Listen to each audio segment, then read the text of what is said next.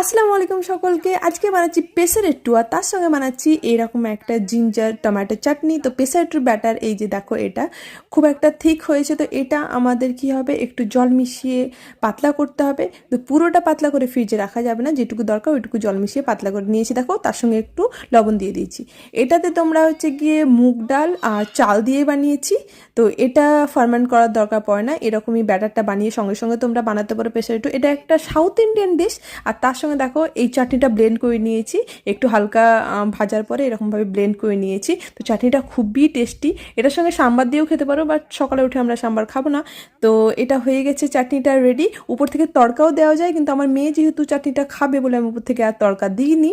তো এই পেসারেট্টুটা আমার মেয়ের জন্য বানাচ্ছি, সেই জন্য দুই সাইড সেঁকে নিলাম। এমনিতে দুই সাইড সেঁকার কোনো দরকার হয় না, এটা দোসার মতোই দেখতে অনেকটা। তো হয়ে গেছে সাউথ ইন্ডিয়ান পেসারেট্টু আর তার সঙ্গে জিঞ্জার টমেটোর চাটনি।